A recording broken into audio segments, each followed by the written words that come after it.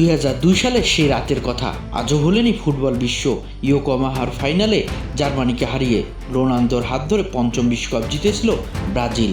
আর সেই মুহূর্ত থেকে শুরু হয়েছিল নতুন এক স্বপ্ন, হেক্সা ষষ্ঠ বিশ্বকাপ জয়ের অপেক্ষা। এরপর কেটে গেছে দীর্ঘ 24 বছর, কিন্তু আশ্চর্যের বিষয় 1994 সালেও ঠিক 24 বছর শিরোপাহীন থাকার পর যুক্তরাষ্ট্রের মাটিতে বিশ্বকাপ জিতেছিল ব্রাজিল। আর এবারও বিশ্বকাপ ফিরছে যুক্তরাষ্ট্রে, তাই ইতিহাস যেন আবার নতুন করে আশা দেখাচ্ছে সেলেসাও সমর্থকদের। ভিনিসিয়াস জুনিয়র, নেইমার, রাফিনিয়া, আলিসনদের নিয়ে এবার শক্তিশালী দল গড়েছে ব্রাজিল। আক্রমণে গতি, মাঝমাঠে সৃজনশীলতা আর বিশ্বমানের তারকায় ভরপুর স্কোয়াড সবই আছে। তবু একটাই প্রশ্ন, ব্রাজিল কি এবার মানসিক চাপ সামলাতে পারবে?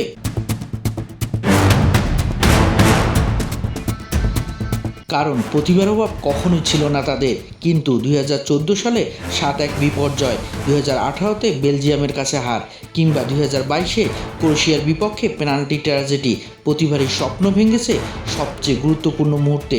আর সেই কারণে এবার ব্রাজিল দায়িত্ব দিয়েছে কিংবদন্তি কোচ কার্লো। 5 বারের চ্যাম্পিয়ন লিগ জয়ী এই ইতালিয়ান কোচ শুধু কৌশলে নয়, চাপের মুহূর্তে শান্ত থাকার জন্য বিখ্যাত। তার অভিজ্ঞতা নেতৃত্বে হতে পারে ব্রাজিলের সবচেয়ে বড় শক্তি। ফুটবল ইতিহাসে ব্রাজিল শুধু একটি দল নয়, এটি এক আবেগ, এক সংস্কৃতি, এক পরিচয়।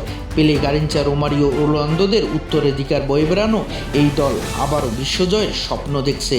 তাহলে প্রশ্ন হচ্ছে, 2026 কি হবে ব্রাজিলের হেক্সা জয়ের বছর, নাকি আবারও একবার অপূর্ণই থেকে যাবে কোটি সমর্থকদের স্বপ্ন? শরীফুল ইসলাম, ক্রিকনেক্স।